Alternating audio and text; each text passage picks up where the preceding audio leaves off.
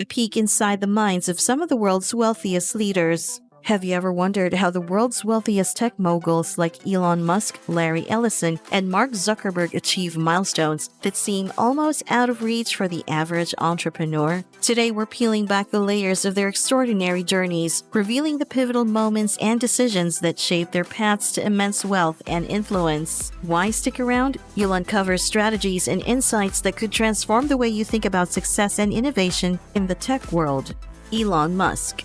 Let's start with Elon Musk. Elon Musk is a defining figure in modern technology and entrepreneurship. His interest in technology was sparked early when at just 12 years old, he sold his first software, a game called Blastar. Musk's educational journey began at Queen's University and continued at the University of Pennsylvania, where he earned degrees in physics and economics. In 1996, Musk co-founded Zip2, a company providing online maps and business directories, which was sold in 1999 for nearly $307 million.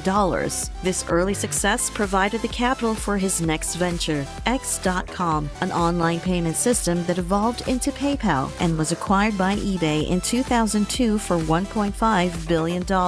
Musk then set his sights on the space and automotive industries. In 2002, he founded Space Exploration Technologies Corporation, SpaceX, with the aim of making space travel affordable and eventually enabling Mars colonization. Despite initial setbacks, including 3 failed launches, SpaceX achieved a historic milestone by launching the Falcon 1, the first privately developed liquid-fueled rocket to reach orbit in 2008. The success led to significant NASA contracts and propelled SpaceX to the forefront of the aerospace industry. If people think there's a way, I think it would actually get a lot of support. But it can't be just banging your head against the wall. You got to believe that this can be done without breaking the federal budget. So that's when I said, okay, well, is there some way to affect the cost of space transport? And so I got together with a group of people over a series of Saturdays just to try to understand, is there something fundamentally super expensive about rockets, or can the cost be substantially improved? We had a bunch of those kind of brainstorming sessions, and I couldn't see any fundamental obstacle to improving the cost of rockets. So that's when I started SpaceX. Simultaneously, Musk founded Tesla Motors in 2003, fundamentally changing the automotive industry by advancing electric vehicle technology. Tesla's introduction of the Roadster, Model S, Model X, and Model 3 has not only popularized electric vehicles, but has also driven innovations in battery technology and renewable energy solutions. And then during that conversation, they also happened to mention electric cars, because they're pretty interested in electric vehicles. And they mentioned a company called AC Propulsion in Southern California that had developed a kind of a prototype electric sports car with really good statistics, like 0 to 60 in under 4 seconds, 250-mile range. Now, it was just a primitive kit car, so basically taking a kit gasoline sports car, added lithium-ion batteries to it, and achieved that performance. So I got a demo in the car, and it's like, whoa, this is great. And so I tried to convince AC Propulsion to commercialize the sports car, but they were not interested in doing so. Eventually, after not being able to convince them for several months, I said, okay, look, if you guys don't do it, then I'm gonna, then I'd like to try to commercialize electric sports cars, because I think that, we really need to show that you can make a compelling electric car. And then they said, well, if you're going to do that, then let's connect you up with a few other people. So connected up with J.B. Straubel, and then a couple other guys, Martin Eberhard, Mark Toppening, and Ian Wright.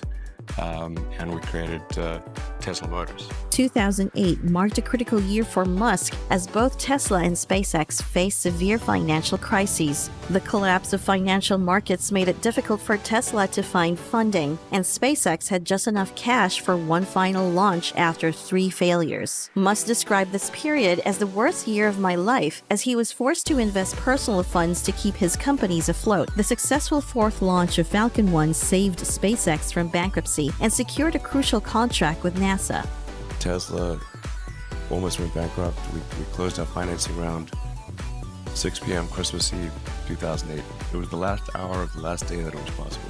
We would have gone bankrupt 2 days after Christmas otherwise. And I got divorced. That was like rough. Man. Feminine scar tissue there.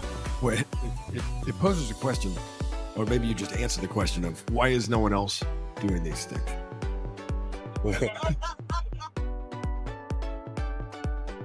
What's your pain threshold? Yeah, well, if it's real high. So, yeah, I mean, SpaceX is alive by the skin of its teeth, so is Tesla. If things had just gone a little bit the other way, both companies would be dead. And I had, like, one of the most difficult choices I ever faced in life was in 2008. I think I had maybe $30 million left, or $30 or $40 million left in 2008. I had two choices. I could put it all into one company, and then the other company would definitely die, or split it between the two companies. But if I split it between the two companies, then both might die. And when you put your blood, sweat, and tears into creating something, or building something, it's like a child. And so it's like, which one am I going to let one starve to death? I couldn't bring myself to do it, so I split the money between the two. Fortunately, thank goodness, they both came through. Beyond SpaceX and Tesla, Musk has ventured into solar energy with Solar City, neural technology with Neuralink, and infrastructure with a Boring Company. Each of these companies targets specific global challenges such as renewable energy, urban traffic congestion, and enhancing human capabilities through technology. Musk's influence extends into his role as a catalyst for global change through innovation. His companies not only strive to advance technological frontiers, but also aim to address broad existential risks and improve the quality of life globally. His work ethic, vision for the future, and relentless drive continue to ignite new projects and possibilities, pushing technological boundaries further. Today, Elon Musk is not just a wealthy entrepreneur. He is a visionary pushing the limits of what technology can achieve. His efforts reflect a deep belief in technology's potential to improve the future, making him a pivotal figure in shaping how humanity will live and thrive in the coming decades. His story is not merely one of creating wealth, but of persistently pursuing revolutionary innovations that could one day transform the world. Larry Ellison.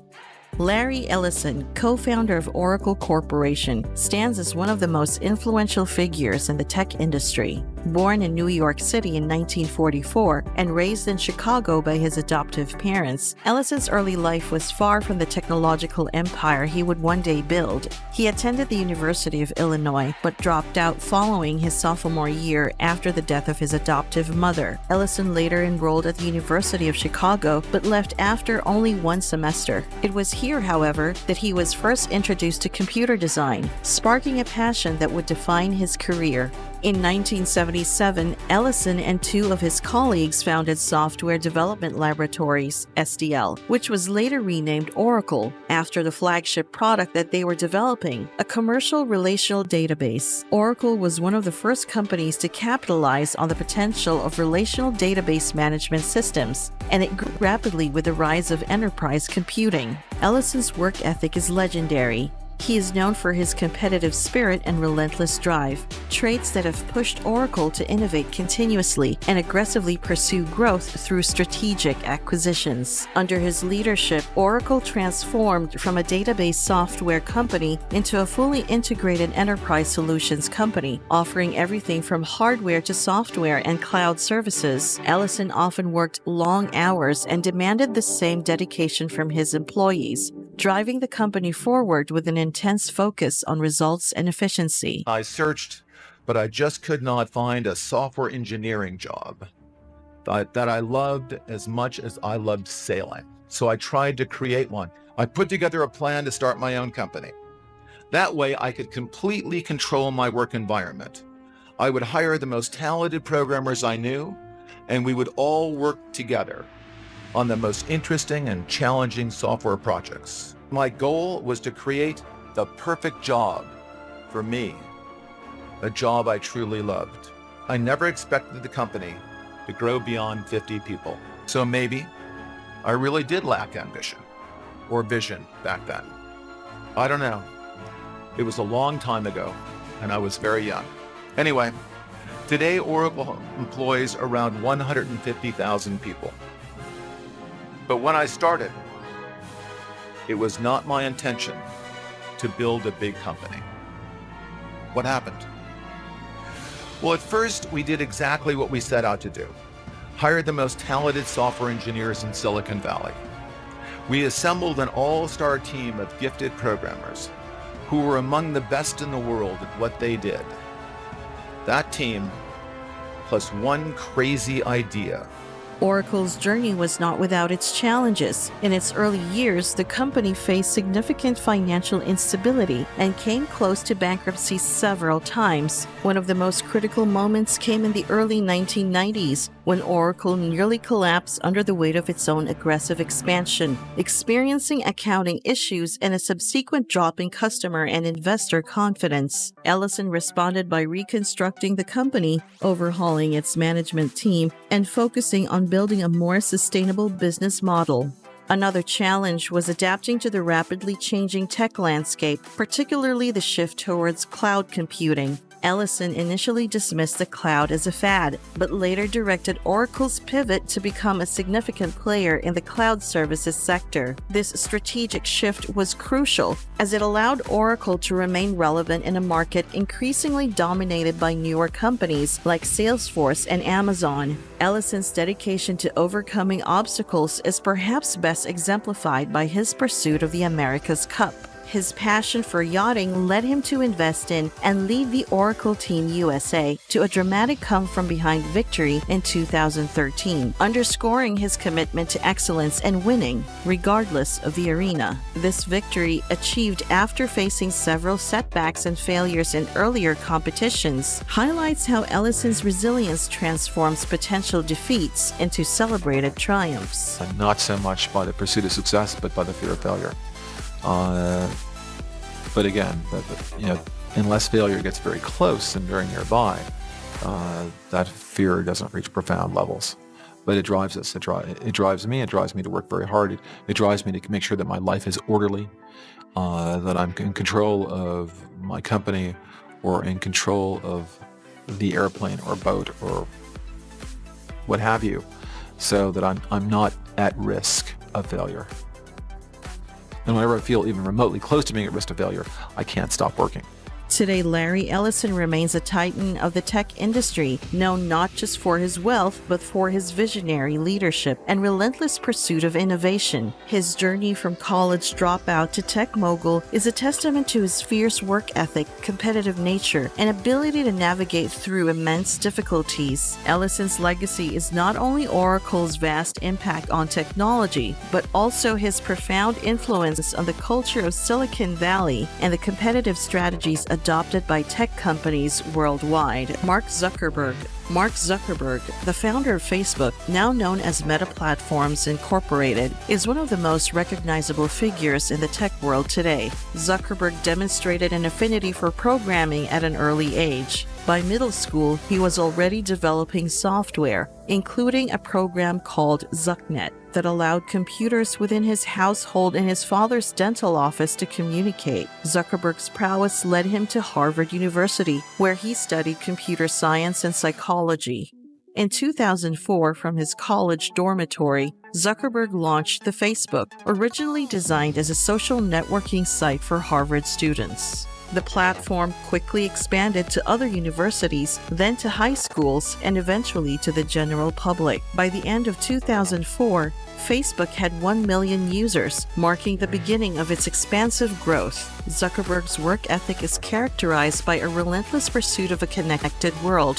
His vision for Facebook was not merely to create a social network, but to connect people across the globe, facilitating communication and information sharing. This drive is evident in the platform's continuous evolution, introducing features like the like button, the newsfeed algorithm, and later the integration of Instagram and WhatsApp, which Facebook acquired under Zuckerberg's leadership. I started off with my roommates, right, and then a few other people.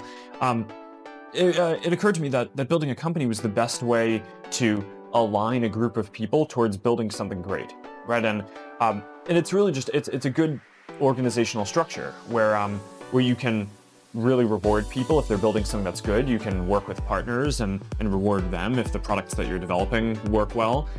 So it's a good way to get the best people involved to build something very good. Despite his success, Zuckerberg has faced significant challenges. In Facebook's early days, he battled lawsuits from those who claimed he had stolen their ideas or unfairly ousted them from the company. These legal battles tested his resolve and the company's reputation, but ultimately ended in settlements that left Zuckerberg in control of Facebook. Another significant hurdle has been addressing privacy concerns. Facebook has repeatedly come under scrutiny for its handling of user data, a situation that came to a head during the Cambridge Analytica scandal. This incident exposed data misuse and affected millions of users, leading to intense public and government scrutiny. Zuckerberg was called to testify before Congress, where he faced critical questions about Facebook's data privacy policies and its role in influencing democratic processes. Access to this information about me. So I think it's safe to say, very simply, that Facebook is losing the trust of an awful lot of Americans as a result of this incident. And I think an example of this is something that I've been hearing a lot from folks that have been coming up to me and talking about really kind of experience they've had where they're having a conversation with friends, not on the phone, just talking, and then they see ads popping up fairly quickly.